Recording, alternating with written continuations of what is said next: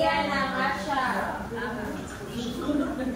Magaling. Ngayon, ipagpapasukin natin ang ating tatalakayin na katangiang pisikal ng Asya. May hindi na ba kayo kung ano ito? Wala pa pa Bago tayo magsimula, ay basahin muna natin ang mga layunin sa podcast. Basahin natin lahat. Natutukoy ang mga pangunahing katangiang pisikal ng Asya. Lokasyon, sukat, hugis, anyong lupa, at anyong tubig. Batay sa mga larawan. Napapakalagaan ang pagiging at natanging ay ng pisikal ng kapaligiran ng Asya na ipapakita at may palarawan sa pag-ulat ng ugnayan ng mga katangiang pisikal sa distribusyon, lokasyon at uri ng pamumuhay ng mga tao. Salamat, Jas. Ngayon, may idea na ba kayo kung ano-ano ang mga pisikal na katangian ng Asya? Yes, ma'am. Ano yung tubig at ano yung lupa? Okay, salamat, Jas. Ngayon, may ipapakita akong video na nauukoy sa ating tuntungin ngayon.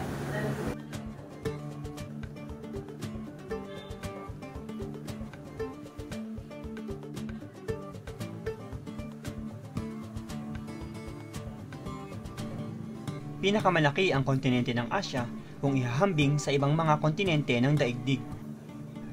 Sa kabuang sukat nito ang humigit kumulang 44,486,104 kilometro kwadrado. Halos katumbas nito ang pinagsama-samang lupain ng North America, South America at Australia, at halos sangkapat lamang nito ang Europe. Tinatayang sangkatlong bahagi ng kabuuang lupain ng daigdig ang kabuuang sukat ng Asya. Nahahati sa 5 rehiyon ang Asya: ang Hilaga, Kanluran, Timog, Silangan, at Timog Silangang Asya. Geographical at kultural na zona ang mga rehiyong ito sapagkat isinaalang-alang sa paghahating ito ang pisikal, historical, at kultural na aspekto.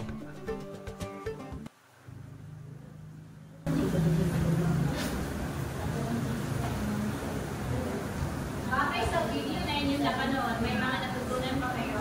Meron po. Sige, Angel, ano yung natutunan? Natutunan ko po na ang Asya pala ang pinakamalaking kontinente sa daigdig.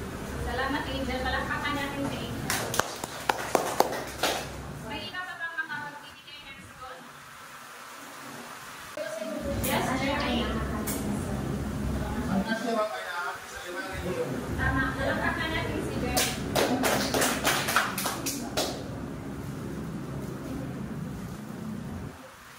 Ano ang mga rehiyon na ito? Yes, Angel? Silangang Asya, Kanluran Asya, Timog Silangan at Timog Silangan.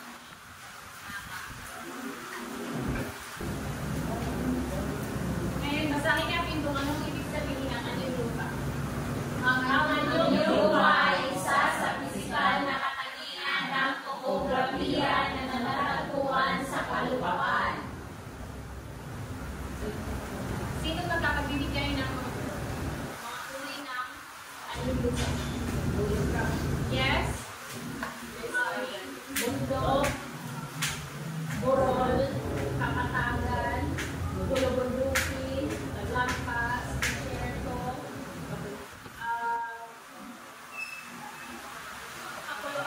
Salamat. Ngayon, ang basahin natin ang ibig sabihin ng anyong tubig. ang anyong tubig ay isang uri ng geografiya na tinutuon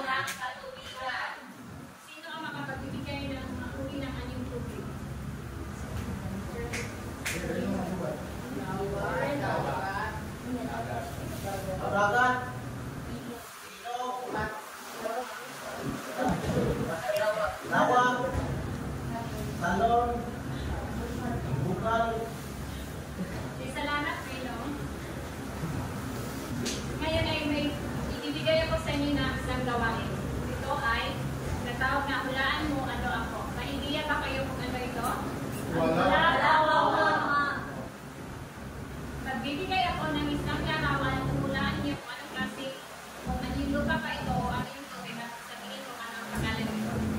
Okay? Lexi. Kapatagan ha. Anong lupa? Kara. Anong tubig?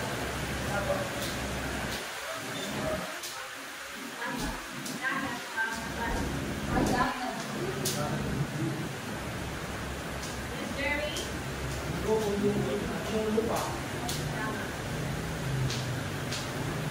Yes, Jeanette? Yes. Daisy? Anong lupa?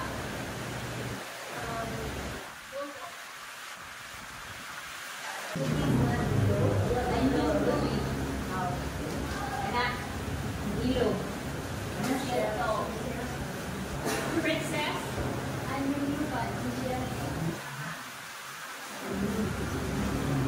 Jacqueline?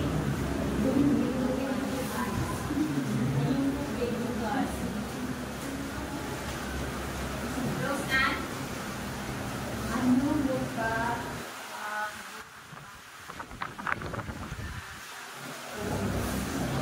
Ang family? Jerry?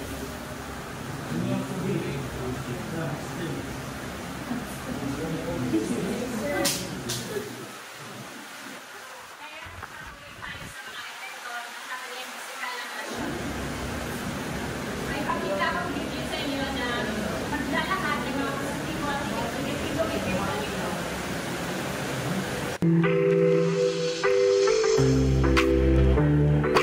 Epekto ng pisikal na katangian sa pamumuhay ng mga tao. Sa larangan ng agrikultura at pangingisda. Sa mainland, ang fertile na mga lupain at malalaking ilog ay nagbibigay ng mga pagkakataon para sa agrikultura tulad ng pagtatanim ng palay, mais, at iba pang mga prutas at gulay. Ang mga ilog at lawa ay mahalaga rin para sa pangingisda. Sa mga insular, ang mga baybayin at coral reefs ay mahalaga para sa pangingisda at turismo. Ang volcanic soils ay nagbibigay ng mga fertile na lupa para sa pagsasaka ng mga tropikal na prutas at iba pang pananim. Klima at natural disasters. Mainland. Ang tag-init na klima ay nagbibigay ng mahabang panahon para sa pagtatanim. Ang mga bagyo at baha ay maaaring magdulot ng pinsala sa mga taniman at komunidad. Insular. Ang mga bagyo at typhoons ay karaniwan na nagdudulot ng pinsala sa mga infrastruktura at pananim. Ang pagkasira ng coral reefs ay nakakaapekto sa supply ng pagkain at kabuhayan ng mga mangingisda. Turismo at kultura. Mainland at insular.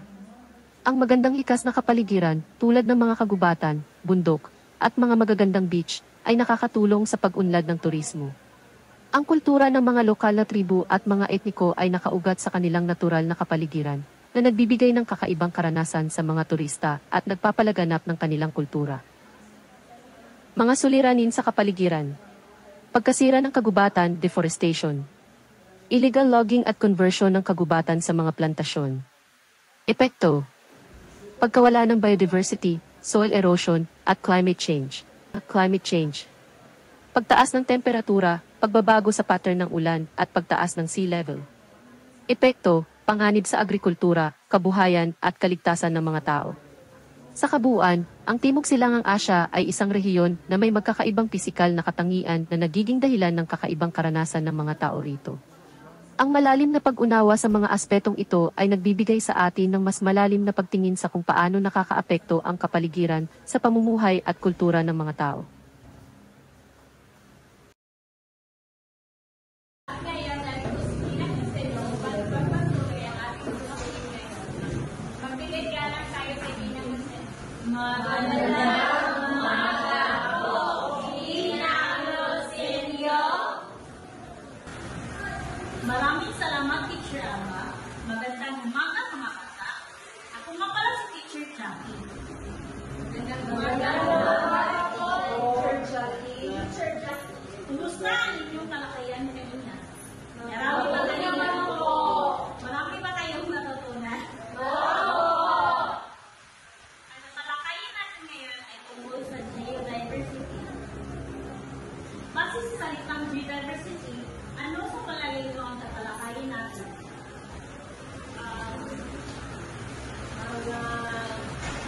iba-ibang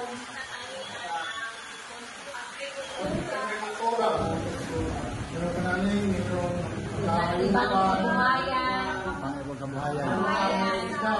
Isang trilyon na siya. Malalaman natin yan mamaya. Kung basihan naman natin ang mga larawan na nasa itaas, ano ang mga kapansin-pansin at natutuhan ng inyong atensyon? Maaari mo pang ilarawan ang iyong nakikita, Jerry? Ang pinarita dyan ay yung iba't-ibang uri ng agrikultura tulad ng sibuyas, palay, karner, pagkaayupat, yung uri ng mga isda tulad yung sa litrato na may bilog ng net na ginagamit. Tama. Ang geodiversity pala ay ang ugnayan ng kaliskasan at kultura. Ito rin ay tumutukoy sa pagkakaiba-iba ng mga anyong lupa, anyong tubig, klima at likas na yaman na nagbulma sa pagkakaibang kultura at pamumuhay ng mga Asyanes. Ang kalikasan ay may direktang epekto sa ating ekonomiya at kultura. Ang pagkakaiba-iba sa kapaligiran ay dahilan ng pagkakaiba ng pamumuhay. Gaya na lamang ng Middle East, na ang kanilang pangunahing produkto at dahilan ng kanilang yaman ay ang industriya ng langis. Karaniwang kaalaman na ngayon na ang langis ay napakahalaga dahil ang langis ang dahilan kung bakit umaandar ang mga sasakyan at mga makina ng mga malalaking kumpanya sa buong mundo. Hindi rin naman pagkahuli ang malamig na klima sa Siberia na ang pamamaso at trade ang kanilang kaunahing ipinabubuhay. Ngunit, lagi sana nating pakatandaan na anumang sobra ay hindi nakakabuti. Dapat pangalagaan ang likas na yaman. Mga bata, pakikuha na isang tapat na papel at maaari bang pakisagutan natin ang mga ito? Bibigyan nyo kayo ng 5 minuto. Ang Pilipinas ay binubuo ng maraming kapuluan. Tukuyin kung ano-ano ang nasa ibabaw ang meron ang ating bansa. Anyong lupa, anyong tubig, nayaman at lema. Tapos na kayo? Yes po. Yes po. Alamin na natin ang inyong mga sagot. Maaari bang magpalit ang papel sa inyong katabi? At pakilagyan sa ibabang parte ng ginwasto ni pakisulat ng inyong pangalan patunay na kayo ang nagwasto ng papel na inyong kaklase. Opo. Dana po. Ms. Rixie, ibasa na sagot ng klase. Anyong lupa po. Ano nakalagay dyan sa papel niya? Abol. Bundok po. Salamat. Tama. Merong bundok. Lupa. Kapatagan. Talapas. Lambak. Kung meron sa papel nila ang mga sagot na nasa harapan, pasto. Ana, basta na sagot ng iyong kaklase.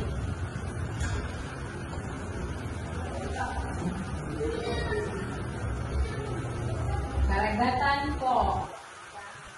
Iloy. Awa. Stapa. Mati. Gulpo. Magaling. Tama. Princess, pakibasa na yung sagot ng iyong kaklase.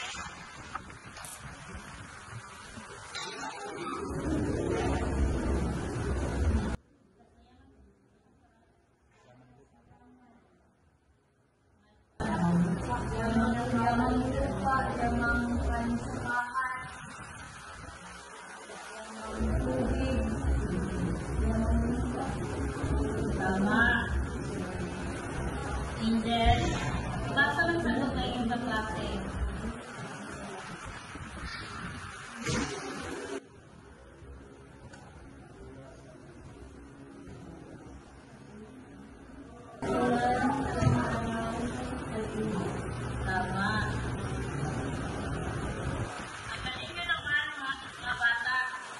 marami pa kayong natutunan sa ating kalakayan ngayon.